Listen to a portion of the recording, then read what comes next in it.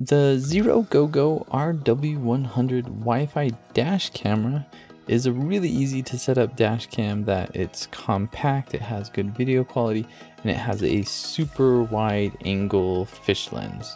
Out of the box you get a very long charging cable that plugs directly into your cigarette lighter. You also get a shorter cable for if you have USB charging in your car. You get some accessories that help you with cable management, and of course you get the camera itself. So to keep a compact size, this dash cam does not come with a built-in screen.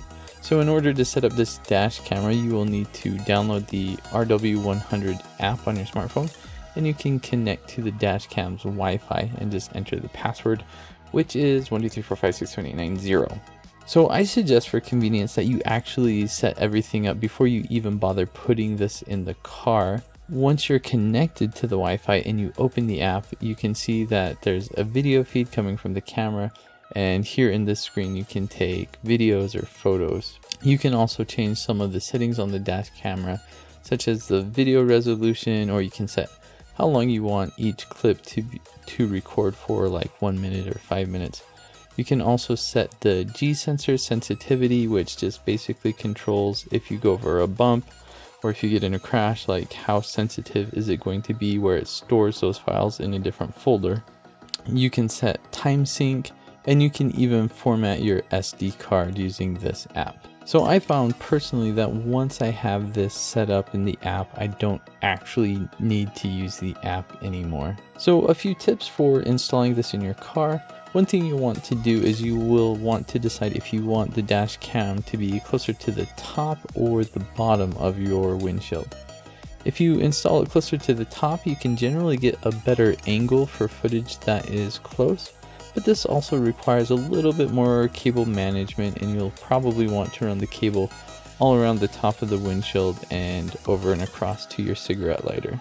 Setting it up on the bottom of your windshield, in my opinion, is actually quite a bit easier. You're not going to get the same great angle as you will at top, but it's still not bad.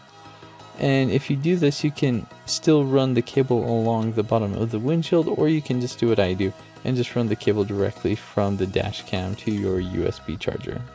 One really important thing to keep in mind is that you want to install it in a place where the windshield will actually wipe away water. I've made the mistake in the past where I installed it on the very top and the windshield didn't quite reach that, so I always had a dirty windshield, and that is what I was recording. After cleaning the inside of your windshield, you can use the adhesive that this comes with to attach the dash cam to the window. You can change the angle of the dash camera to point up or down, and when you do this, you can actually use the app to verify what it looks like coming from the camera to make sure that it is the angle that you want. One nice thing about this dash cam is that it actually attaches itself to its base with magnets, so it's really easy to remove. As far as video quality goes, as you can see in this video, the video quality is actually quite good when you're doing normal lighting conditions in the daytime. I did notice that when it's very dark, the camera really only picks up what is illuminated by the headlights. It doesn't seem to have any infrared recording or anything like that. At dawn and dusk, it actually does a pretty good job of picking up the morning light or the evening light. The way file storage works on this thing is it just records everything to the micro SD card, and it actually reserves a folder for instances where the G-sensor recognizes that there's a big bump or a crash or something like that. So if you do get in an accident, that will be stored in a folder that doesn't get overwritten on a regular basis. I think probably my only real complaint with this dash camera is that it uses mini USB instead of the much more common micro USB. But otherwise, I really like the daytime video quality. I like how compact this is and how easy it is to remove from the magnet base. I also feel that this is much easier to set up using a smartphone as opposed to navigating one of those like tiny screens and tiny buttons that you see on most dash cameras. I've posted a link below, so go ahead and check out the Amazon page so you can check out more details.